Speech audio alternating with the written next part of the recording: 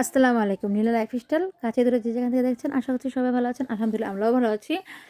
তো আজকের দিনে এই যে রান্নাবান্না আমার প্রায় বলতে কি সম্পূর্ণই শেষ।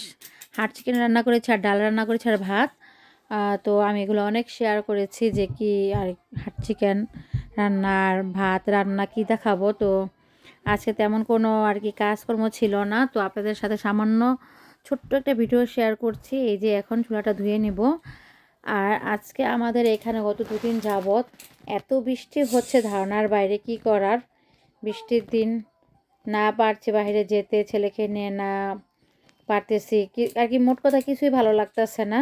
আব্দুল্লাহ বাবার সাথে একটু বাইরে যাবে সেটাও পারছে না, কি আর করার। এই যে চুলাটা যতটুকু নষ্ট হয়েছে একটু ক্লিন করে রাখলাম, সুবিধা হয়।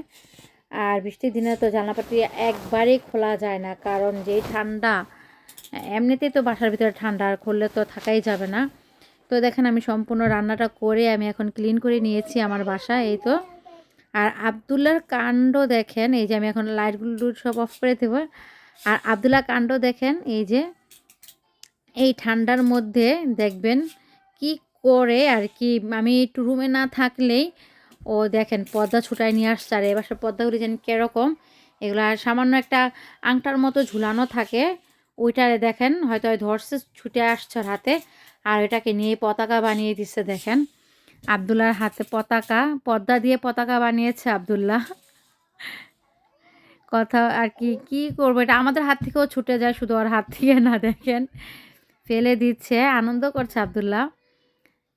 তো কি আর করবো, এটা আমি এখন যেভাবে সম্ভব নিয়ে যাবো, ওর কাছ থেকে নিয়ে জায়গা মতো রেখে দিতে পারে। যে এখানে হটপিটিসের মতন ছিল, ওইটা খেয়েছিল, সম্পূর্ণ খায়নি, ফেলেছে, ওইটা ফালাচ্ছে আবার।